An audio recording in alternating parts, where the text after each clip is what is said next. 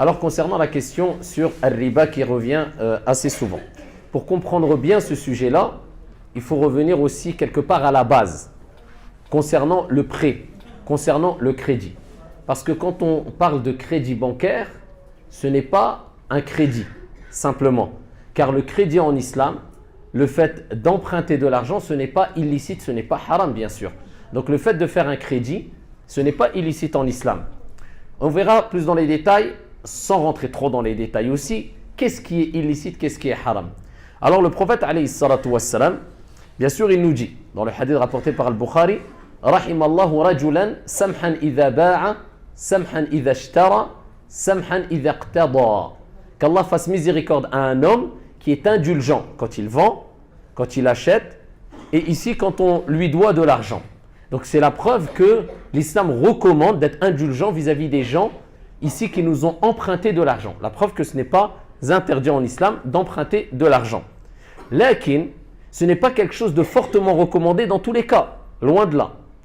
Et pour cause, le hadith rapporté par l'imam Ahmed, où le prophète alayhi afdalus salati wa askat taslim, il nous dit que nafsul mu'min mu'allaqatun bidaynihi hatta yuqda anhu. L'âme du croyant eh bien, est suspendue. L'âme du croyant est suspendue. C'est-à-dire, après la mort du croyant, eh bien, son âme est suspendue. Elle est au-dessus. Tant qu'on n'a pas remboursé sa dette. Voilà pourquoi le prophète, alayhi salam, lorsqu'une personne décédait, la première des choses qu'il demandait, est-ce qu'il a une dette? Et c'est ce qui est demandé de faire lorsqu'il y a une personne qui décède parmi nos proches, parmi nos amis, parmi nos familles. Eh bien, il est important de vérifier est-ce qu'il n'a pas laissé de dette. S'il a laissé une dette, on se doit de se précipiter de rembourser sa dette. Tout simplement parce que le prophète a dit « Nafsul mu'min mu'allaqatun bidaynihi » Elle est suspendue, elle est en relation avec quoi? Avec sa dette. Et elle n'est pas dans une situation confortable tant que la dette n'a pas été remboursée. Et voilà aussi pourquoi le prophète, alayhi salam, une fois, alors qu'il devait faire salatul janaza sur un compagnon, sahabi, vous imaginez, eh bien, il a dit, alayhi salam, sallu ala akhikum. Priez sur votre frère. Pourquoi? Parce qu'il avait des dettes, jusqu'à ce qu'un compagnon a remboursé, a comblé sa dette.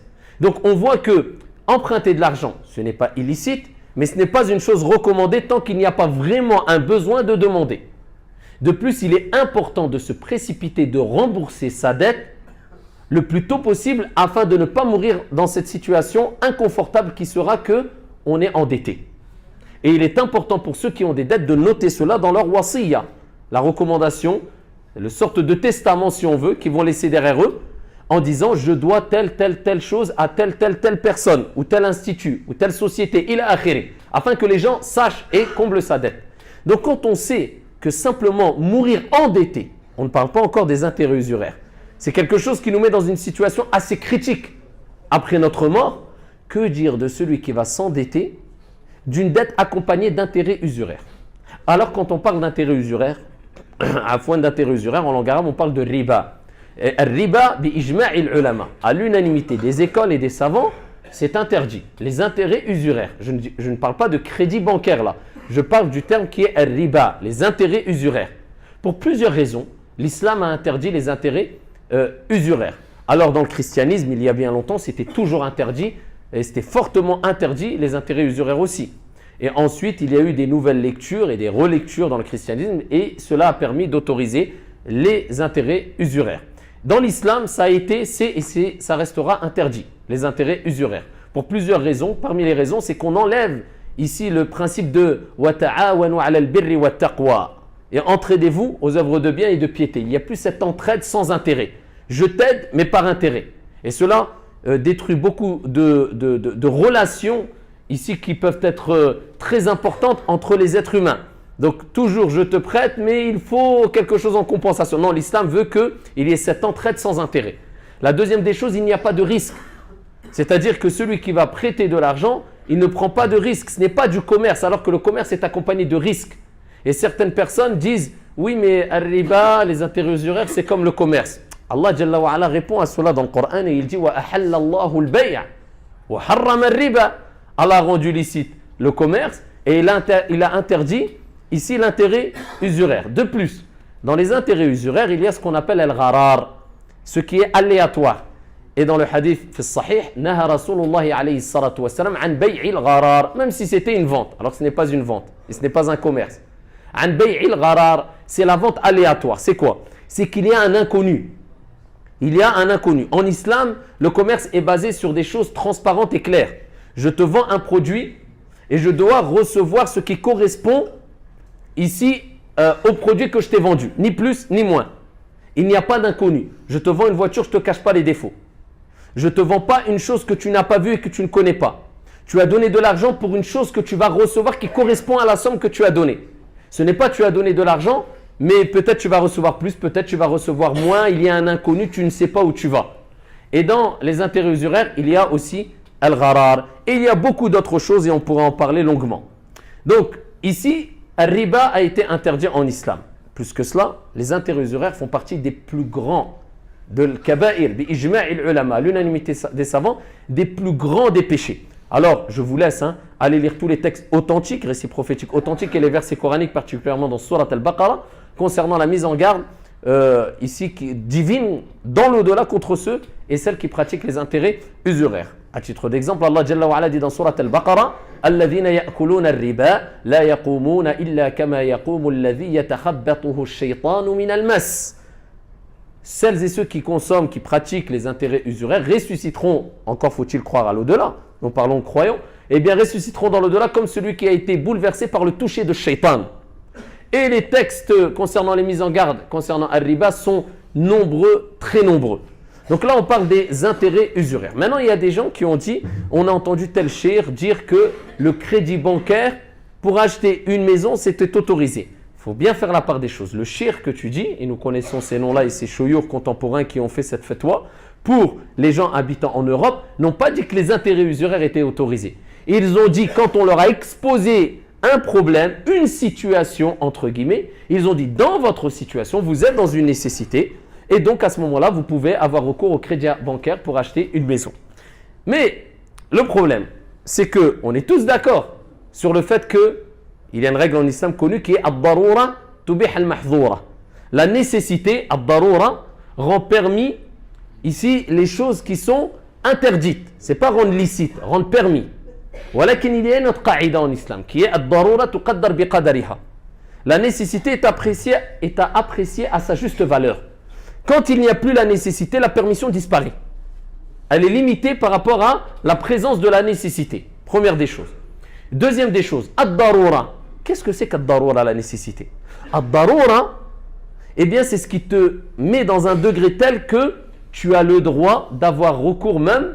Tu es dans une situation tellement difficile que tu as le droit même de consommer de l'alcool, ce qui est interdit en islam, ou bien manger des choses qui sont illicites pour les croyants et les musulmans comme du porc.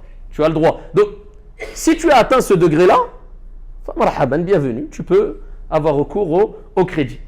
Sinon, tu n'as pas atteint le degré de darura, parce que les 4 écoles et les savants musulmans sont d'accord que darura, eh bien, quand ils définissent, surtout dans les 4 écoles, le terme darura, la nécessité, ils rappellent toujours qu'il y a un risque pour sa vie. Il y a un risque clair pour sa vie, ou pour une perte claire de tout son argent, une situation extrêmement difficile. Comme je vous ai dit, c'est un degré tel que, eh bien, tu peux mourir de faim, mourir de soif, boire même de l'alcool, boire, tout ça, ça devient autorisé, on est d'accord. Donc, si tu es vraiment dans une nécessité, tu as le droit de faire un crédit bancaire. Maintenant, il faut agir avec une sincérité vis-à-vis de sa conscience, vis-à-vis de sa pratique, vis-à-vis d'Allah. Donc, nous disons, si nous sommes dans une darura en Europe, a fortiori, dans les pays du Maghreb ou les pays pauvres d'Afrique, ils sont plus à même à être dans une darura. Donc le monde entier a le droit de faire un crédit bancaire. Soyons honnêtes. D'accord? Alors je ne suis pas là pour dire celui qui fait un crédit, il est en enfer, celui qui ne fait pas de crédit, il est au paradis. Loin de là. Je ne suis pas là pour rentrer dans une polémique. Simplement, je rappelle qu'il y a des savants qui ont autorisé dans certaines situations, certes, d'après certaines conditions, et on respecte cet avis-là. Lakin, soyons honnêtes. Et chacun maintenant, parce que ad-darura, c'est du cas par cas. C'est du cas par cas. Peut-être dans la salle, il y a des gens qui sont dans une darura. Peut-être dans la salle, il y a des gens qui ne sont pas du tout dans darura et ils pensaient que c'était une darura, une nécessité. C'est du cas par cas. Donc toi, sois honnête vis-à-vis de ta conscience, de ta pratique religieuse et vis-à-vis d'Allah Jalla wa Ala concernant ici le terme ad-darura. Maintenant, il faut savoir que qu'est-ce qui est demandé en islam? Bien sûr que si tu n'as pas toi où dormir, toi et ta famille, Là, ça devient une situation critique, c'est grave. Donc, si tu es amené à dormir dans la rue, tu n'as pas d'autre choix que de faire un crédit pour avoir un logement, est-ce que tu es dans une darura? Non, tu es dans une nécessité. D'accord? Mais tu fais un crédit qui, tu vas utiliser la permission d'une manière qui correspond à la nécessité. C'est-à-dire que tu vas faire un crédit pour avoir un logement, le minimum qui te suffit. Pas un crédit pour avoir une grande maison, 600 mètres carrés avec villa, piscine et compagnie, et jacuzzi. Ah non, tu prends le minimum, on est d'accord, c'est darura. Donc, on va pas me dire, je suis dans une darura, il y a une fetwa, il va prendre une maison à 500 mètres carrés avec jacuzzi et villa. Des darura, toi, tu as surpassé la nécessité. Donc, sois honnête, premièrement. Deuxièmement, est-ce que ce qui est demandé, l'objectif, c'est d'avoir un toit où tu peux dormir, toi et ta famille, ou est-ce que l'objectif à atteindre absolument pour sortir, pour ne plus être considéré comme dans une darura, c'est est-ce qu'il faut absolument que ce logement t'appartienne? Est-ce qu'il faut absolument que ce logement t'appartienne? Non. Si tu as un toit, peu importe tu le loues ou pas, est-ce que tu es dans une darura? Tu n'es plus dans la darura parce que la darura qui te permet de faire le crédit, c'est que tu n'as pas de logement. On est d'accord? Tu as un logement, tu dors, tu manges, ta famille est en sécurité, alhamdoulilah, et alhamdoulilah, il faut le reconnaître, nous sommes dans un pays en France où Dieu nous a comblé d'énormes bienfaits à travers des gens, qu'ils soient musulmans ou non musulmans, il faut le reconnaître. Nous sommes comblés d'énormes bienfaits en France et il faut être reconnaissant vis-à-vis de toutes celles et ceux qui nous apportent ce bienfait, qu'ils soient musulmans ou non. Car le prophète a dit celui qui n'est pas reconnaissant vis-à-vis des musulmans, non, vis-à-vis des gens, n'est pas reconnaissant vis-à-vis d'Allah, c'est-à-dire celui qui a mis ici ce bienfait à travers les gens pour toi. Donc ici, tu peux louer. D'autres personnes vont nous dire, oui mais mon frère, je loue, je paye 600 € par mois. Je fais un crédit, je paye 600 € et la maison m'appartiendra. Donc là, on n'est plus dans la manière d'acquérir l'argent. La personne, elle est en train de regarder simplement les bénéfices qu'il va gagner. Peu importe la manière. Dans ces cas-là, c'est comme si la personne disait, tiens, la personne vend des choses illicites, peu importe. Regarde, il y a quelqu'un qui travaille tout le mois complet, il touche 1200 €. Lui, regarde, il travaille 2 jours dans l'illicite, il touche 3000 €. Donc, autant faire... c'est la même chose. On n'est pas... Nous, ce qui nous importe, ce n'est pas le gain. C'est la manière de gagner. Sinon, tu rentres dans une analyse qui est erronée, complètement erronée d'un point de vue religieux et autres. Et même hors religieux. Donc, nous, ce qui nous importe, c'est la manière que tu vas gagner cette chose-là. Donc, la manière, elle reste illicite, sauf si on est dans une darura, une réelle nécessité, bien sûr. De plus, c'est quelque part un rêve. C'est quelque part un mirage. Pourquoi? Si on parle de crédit bancaire, pour acheter une maison, je dis, pour acheter une maison. Alors la personne va dire, regarde, je vais donner une somme d'argent tous les mois, eh bien la maison, elle m'appartient. Mieux vaut que la maison m'appartienne que je donne de l'argent et que la maison ne m'appartienne pas. Déjà que tu le veuilles ou non. Même si la maison t'appartient, tu devras mourir, elle t'appartient que temporairement. En tant que croyant, il faut se mettre ça dans la tête. Même la porte de la maison, même la clé de la maison, elle ne te suivra pas dans ta tombe. Donc dans tous les cas, tu vas la laisser. Deuxième des choses, si on parle du fait que la maison t'appartient, c'est quelque part faux. Parce que tu es dans un crédit. La maison t'appartiendra vraiment quand tu auras terminé ton crédit. Donc en général, les crédits, c'est 20-25 ans. Alors si on parle de manière concrète, tu as quel âge? Peut-être la personne en général, quand ils font des crédits, c'est 30 ans, on va dire. 30 ans, 25 ans, 30 ans. 30 ans. Il te faut 25 ans. À 55 ans, peut-être, si tu es toujours vivant, sans parler de tout le côté que j'ai cité précédemment concernant le péché, etc. À 55 ans, peut-être la maison t'appartiendra. Simplement, à quel âge? 55 ans. Donc, il faut une période de 25 ans avant de dire la maison m'appartient. Mais pendant ces 25 ans, tu donnes quoi tous les mois? Tu donnes rien. Tu donnes peut-être 800 €. Bon, maintenant, les experts en maison, là, combien? Vous allez m'aider un peu. Un crédit, combien? 600 €. Donc, concrètement, c'est un loyer. Donc, pendant 25 ans, tu payes un loyer. Donc, tu vas dire, ouf, au bout de 25 ans, quand tu auras 55 ans, 60 ans, tu vas dire, ouf, maintenant, j'ai plus de loyer. Sachant qu'on sait très bien que même quand la maison t'appartient, et même pendant les 25 ans, tu as des taxes foncières à payer. D'accord? Tu as des taxes d'habitation à payer. Tu as l'entretien de la maison à payer. Le crédit demande une assurance. Donc, si on réunit tout ça, sans compter le crédit, c'est un coût de combien à peu près? À peu près. Non, pas par mois, quand même pas. Moi, je parle par mois. 200, 300 €. En tout, avec le loyer. Avec taxe foncière, taxe d'habitation, l'entretien, 300 € à peu près par mois.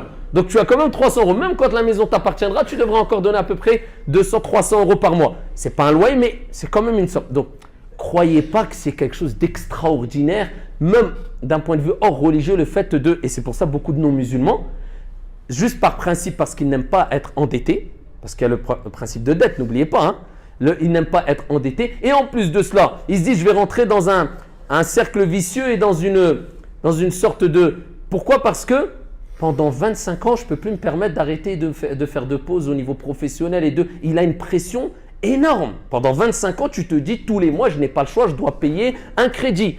Donc, billahi alaykoum, ça vaut vraiment le coup quand on réunit tout ça? Alors, je répète, je ne suis pas en train de dire que celui qui fait un crédit bancaire, il est dans le péché automatiquement, c'est du cas par cas. C'est du cas par cas. Lakin, maintenant, ici, parce que la méthodologie du prophète, alayhi salam, quand il enseignait, ce n'était pas de dire simplement halal, haram. Il faisait comprendre aux gens afin que les gens de eux-mêmes prennent leurs responsabilités, se disent ça c'est bon pour moi, ça c'est vraiment pas bon pour moi. Leur faire prendre une prise de conscience. Et c'est le but ici de cette réponse que je donne ici. Maintenant je répète, c'est du cas par cas. Lakin de manière générale, en tout cas moi par expérience, d'après ceux qui vivent en France, dire qu'ils sont vraiment dans une nécessité de manière générale, je dis, pour moi ce n'est pas du tout fondé. Wallahu a'lam. Maintenant, des gens nous posent souvent la question. J'ai pratiqué le riba, j'ai fait un crédit bancaire. Que dois-je faire si j'ai pris conscience que c'était un péché, que je n'étais vraiment pas du tout concerné par la nécessité et que j'ai compris que Allah tabaraka wa ta'ala a mis en garde dans le Coran et qu'il a rappelé fa'dhanu bi harbin min Allah wa rasuli, c'est quelque chose de très grave. Que dois-je faire du bien que j'ai acquis? Alhamdulillah, l'islam n'est pas difficile et n'est pas là pour nous rendre la vie difficile. Allah Jalla wa Ala dit dans les mêmes versets coraniques où il parle de riba dans Surat Al-Baqarah, فَمَنْ جَاءَهُ مَوْعِظَةٌ مِّن رَبِّهِ فَانْتَهَى فَلَهُ مَا سَلَفَ. Celui à qui est venue l'exhortation et qui a cessé, qui a pris conscience, alhamdulillah, eh bien ce qui a précédé lui appartient. Ça veut dire que celui qui s'est repenti sincèrement auprès d'Allah et il regrette les conditions du repentir, regretter sincèrement, avoir la ferme résolution de ne plus recommencer, délaisser le péché dans lequel tu es selon tes capacités pour le riba, eh bien celui-là, ce qu'il a acquis à travers le riba lui appartient. Il n'a pas besoin de s'en débarrasser obligatoirement. Et il essaye de se débarrasser de son crédit, de rembourser, c'est-à-dire son crédit le plus tôt possible, en limitant, parce qu'après vous savez quand on rentre dans les détails, tu peux racheter le crédit, etc., en limitant au maximum le taux d'intérêt, il peut garder son bien.